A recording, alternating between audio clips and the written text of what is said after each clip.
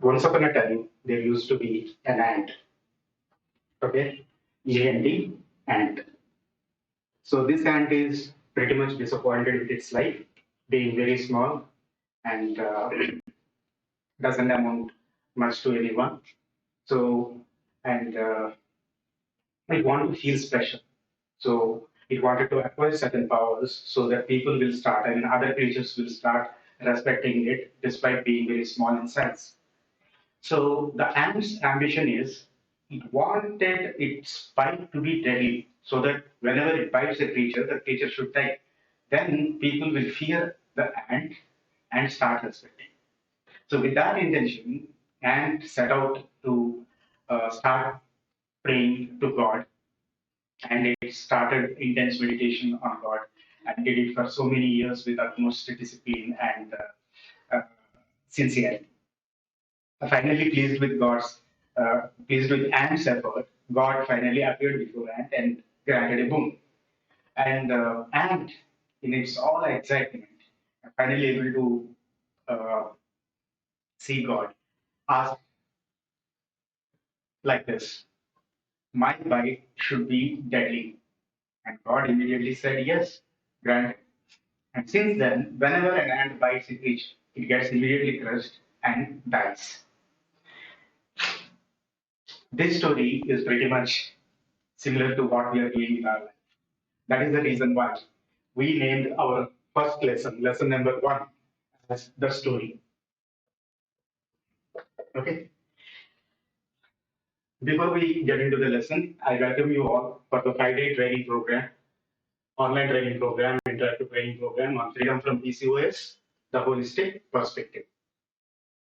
And my name is Dr. Suresh. I'm a medical doctor, MBBS, and but I have been practicing nutrition and mind-body medicine, that is holistic nutrition, for past 17 years. And I also train dietitians and other healthcare professionals, including doctors, on mind-body medicine and holistic nutrition training program, holistic nutrition practice. And the program is being run by some of the students from our training program. There are 17 of them, including me. Total 18 people. We are going to train you in certain holistic principles which you can follow on your day-to-day life, and in simple hacks, life hacks that you can follow to address your PCOS in a holistic way. So coming back to the holistic perspective, what is holistic perspective? And how the story of Anne is related to us, and why we named the first lesson as the story. So, if we are saying there is a holistic approach to managing PCOS, there must be a conventional way. What is the conventional way? We have surgical intervention, and we have pharmacotherapy, and we have nutrition therapy. All these things are different kinds of therapies. Similarly, we have holistic therapy as well. So, what do we mean by holistic perspective? So, in conventional therapy or in clinical nutrition, since most of you are going to dietitians to address your weight, and the weight being one of the causes for PCOS. So, or going to a doctor taking medication, or going for surgical removal of the cysts, or busting opening those cysts. So, this is all conventional treatment.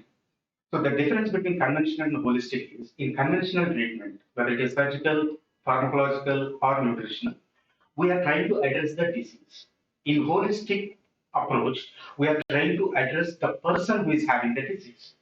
Okay, that is the difference. Why is it so? Why we need to correct the person rather than the imbalance in the person? Let us take an example. If there are two people, same height, same age, same weight, and we give them two boiled eggs each, or two bananas, one banana each to those two people. And who do you think will digest the banana better? Both of them, obviously, because same age, same height, same weight, they should be processing it. But let us assume that one person is very happy and one person is like very much depressed, right? Again, try to run the test.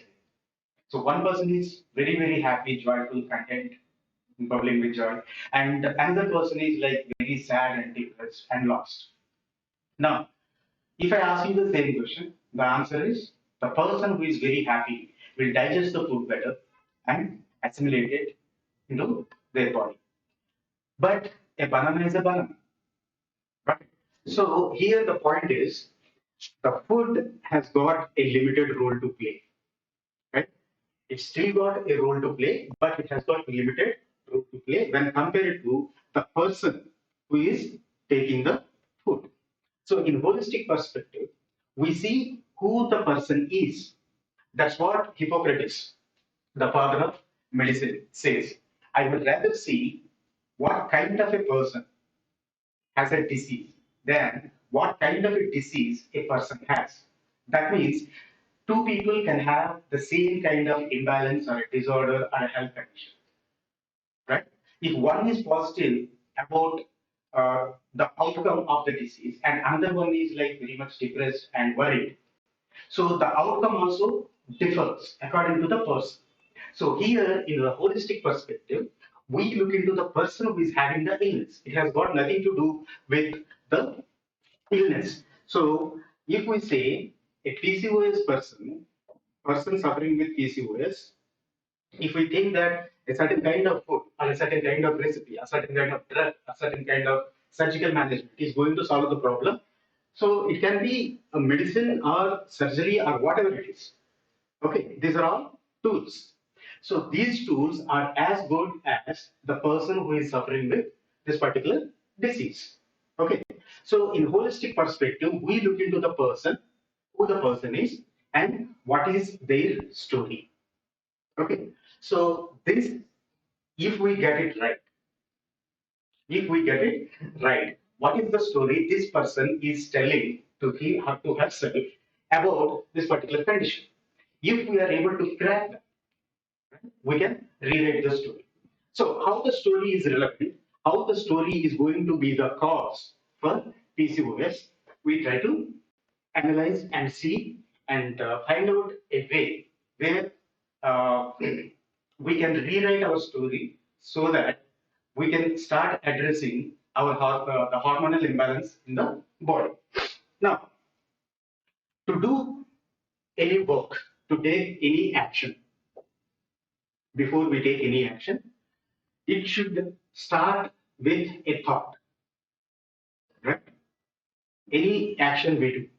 Say, for example, you wake up in the morning and you go for a run or a jog or a walk or do yoga or meditation, whatever it is an action. And that action stems from a thought. Without thought, you cannot do anything. Got it? So if I want to lift my hand like this, there has to be a thought, and that thought is conveyed to the through the nerves to my hand, and I lift my hand and I write it. And an action repeated over a period of time becomes a habit. Right? We have so many habits in our life, and all these habits put together becomes you and me. So, shall we comfortably say that we are nothing but a sum total of all the thoughts that are there in our brain? Yes, right now, whatever I am nothing but collection of certain habits. And these habits define me, right? Whether I wake up in the morning or whether I sleep late night or I eat while watching TV, all these things are my habits. That defines me. These habits come from repeated actions. These actions come from the thoughts that we have in our mind. So we are nothing but our thoughts. Now, take a step back. If you are doing an action or you are taking up a work, doing something, so this particular doing of work can either make you happy or it can make you sad or it can cause pain. Say, for example, if you love singing and somebody asks you to sing, that is an action. Because you love doing that action, you are happy about it. When you are happy, happy hormones are released. And when happy hormones are released, you feel elated and lighter and you feel joyful. and you do this action with a lot of ease. Got it? You do it with a lot of ease. Say, for example, somebody asks you to give a public talk, right, to address a group of people, but you are afraid of doing a particular action. Got it? And you are scared to get on the stage. While you are walking up to the stage, all your muscles may freeze and you may fall down or you embarrass yourself and you don't want to face the public, and this is a painful experience. This action that you are about to perform is making you sad and it is causing you a lot of pain. So this action, can you do it with ease? You cannot do it with ease. You do it with a lot of dis-ease, right? And if repeated over a period of time, this also becomes a habit, and this also becomes a habit. And this becomes part of you as well. So if we look into the way we analyze who we are nothing but certain life experiences built into our system, and we form what is known as a belief system, right? So now here you did this action and has become you and people appreciated it and you feel happy and it gets reinforced and you you start building a belief system that you are a very good singer or you could be a very good painter. Okay, and the same experience here which makes you sad will create a belief system that I am a very bad speaker. These are called belief systems. Got it? These are called belief systems, and this gets programmed in our mind, and this defines our actions, future actions. Whenever you get a chance, you recreate or you recollect this memory and try to beat down yourself that I am very bad at public speaking. So I cannot face people. I cannot articulate my sentences. I cannot keep people engaged. I'm very bad at it. So you keep telling the same thing, the same thought runs in your mind, and that has become you. So there are certain positive habits or positive traits in you, and at the same time, there are certain negative or unserving thought process or belief systems that are built into your life. Okay, so what is our life? What is our reality?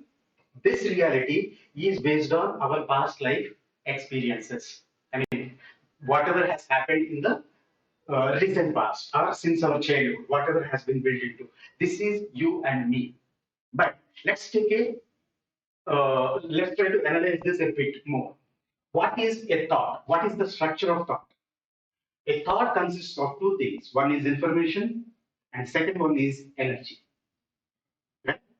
Just like there is an electrical activity for the functioning of heart, which we measure by ECG. Brain also, when it is working, it uses electrical impulses to uh, think, to pass on the thoughts or to pass on the commands to the body. So this electrical activity, if measured, it is called EEG, electroencephalogram. Okay. So a thought consists of energy. If there is a flat line, that means the brain is not working, that the person is brain dead. And also there is lot of information. Any thought consists of a certain information. And the place where you store information is called memory. Right? So if thoughts are nothing but memories, and these memories stored over a period of time, if it is running our life or deciding who we are, can we say we are nothing but our memories? Yes, exactly. We are nothing but our memories. So, but since our birth, whatever has happened to us, and our life experiences, everything is stored in our brain, right? Which our mind, which is thinking brain, which can access it. We have access to all the information, but we remember only few things. What forms these memories, right? It is the emotion that we experience. Simple example. If I ask you, what did you have for breakfast 10 days back? Or what did you have for dinner 10 days back? You may not remember. But if your birthday is, you celebrated your birthday 6 months back, and if I ask you, what did you have for dinner on your birthday? You not only recollect what did you have for your dinner, whom did you spend your time with, how did you spend, where did you go, what did you order, what did you cook, and were all present, and what did you wear, everything is you can retrieve. Why? Because your birthday or any occasion or a festival, you are emotionally charged. So, though the brain is capable of storing all the information, and if we put our mind to actual work, it can recollect everything. But we remember only those things which are associated with strong emotions. It can be either happy or sad. But unfortunately, survival is one of the basic instincts of all the creatures, including humans.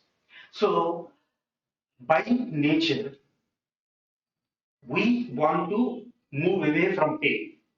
So, the brain always looks for or on the lookout for the possible threats to our survival or our what do you say happiness or whatever it is. So it is always constantly on lookout. So you want to avoid painful situations or situations that are troubling you or causing pain to you.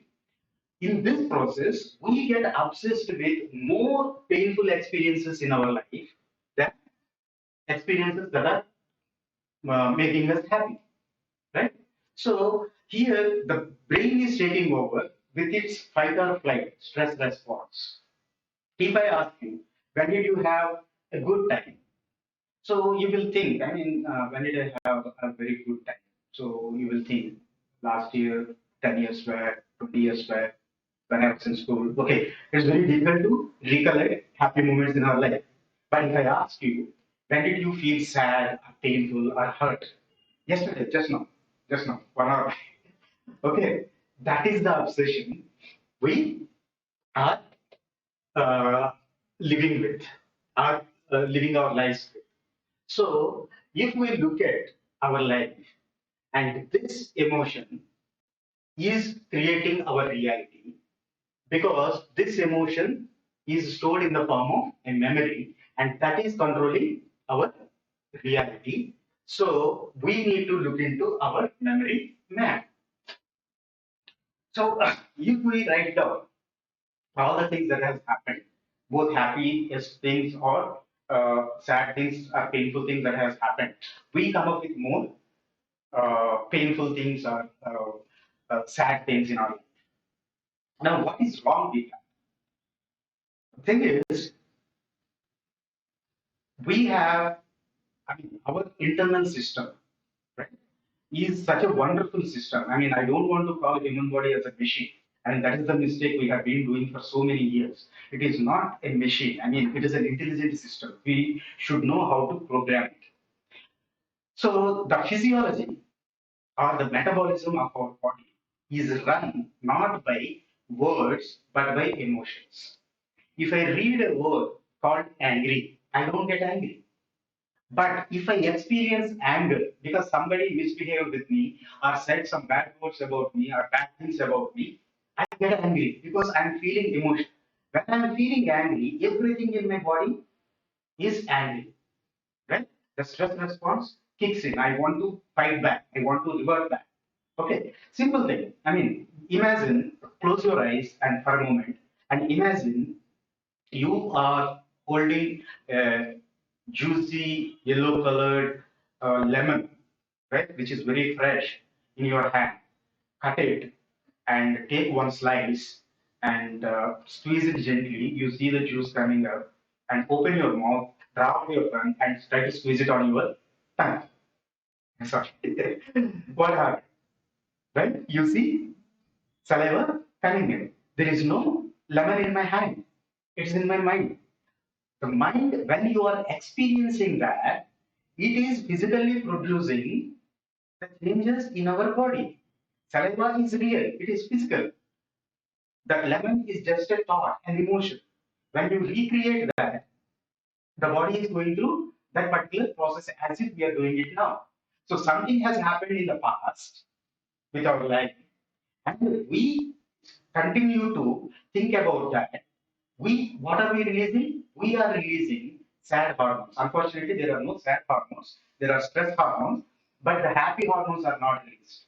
Hormones like oxytocin, melatonin, dopamine, serotonin, all of them, they are not released in right quantities. When they are not released in right quantities, the cells are not working at the optimum level. When the cells are not doing their job, so the ovary's function is to produce estrogen and progesterone. If that is not being produced in right quantities because the ovaries are depressed, why they are depressed? Because we are feeling that a woman's life is restrictive. A woman is a victim of societal conditioning, right? So these are the belief systems that we believe into. So we need to look into our story. So what am I thinking about myself? Am I celebrating my periods? Am I feeling great about being a woman? And am I able to experience the freedom or the joy of being in this body, being experiencing this particular life? If we constantly keep complaining and feeling bad about ourselves and holding on to certain deep-rooted emotions which create long-term memories in our body, that is controlling not only your physical reality but your metabolic reality as well. So the first lesson, I would like you to do an exercise. I'll be sharing a PDF with you. In that, there are certain emotions. Okay. And you go through all the emotions. There are positive emotions and there are negative emotions. So, and in the second page, you will see three columns. One is the time, each hour of the day. Okay. So, and each hour of the day, what is your emotional state? Take the reference from the first page and how did you feel? Let's say 10 to 11 o'clock in the morning. So you did read a book or you watched a movie or a TV or you did something. I mean, you did some dusting work or something. And how did you feel for that particular 1 hour? So you write that emotion and the experience. How did you feel doing that? Whether you are elated or whether you are like indifferent or feeling bad about it, sad about it, being your talent getting wasted, all of it. That you can write it on your experience. What is the emotion and what is the experience?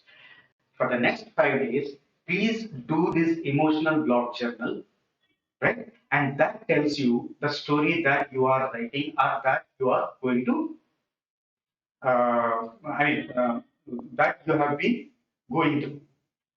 Now, on the fifth day, we will learn in a live session how to recreate the kind of life we want to experience. Right? So, every emotion or every life experience that we are going through is creating our reality. And this is the story that we have been telling ourselves day in and day out. If we know how to observe the story that we are telling, that I am a victim. My kid brother, who is 3 years younger than me, is given more freedom, but I am not. Right? You hate being a girl. You hate being a woman. And you are not given chances to explore your higher studies or going out or having a person you want in your life or whatever it is. Right? There are so many restrictions, especially in India. So if you're born and brought up in India, you are not given that much freedom. And the kind of restrictions that you go through, and the more you feel as a victim, right? and that is creating the problem in hormones. Okay, so there is a wonderful saying, right? Yadbhavam tad bhavati in Indian Vedic culture. That means whatever you think, that is your reality, right? Now, try to reverse engineer. Whatever is bhavati, whatever is your experience, is because there was a bhava. That means there was a thought process, an emotion associated with it, right? But the good thing is, if our bhava can create our bhavishya, right, our future, our emotions can create our reality. These emotions can be transformed. That means this story can be changed because you are writing the story every second of your life. Whether you want to be happy or whether you want to feel live in self pity, it is up to you. If you are feeling self pity, you continue to experience that in both physical deformity as well as physiological deformity. But if you choose to live or write a story, a happy story for yourself, it is in your hands. And going forward, tomorrow and next 4 days, we are going to explore further on this. And I'll see you all in the next class.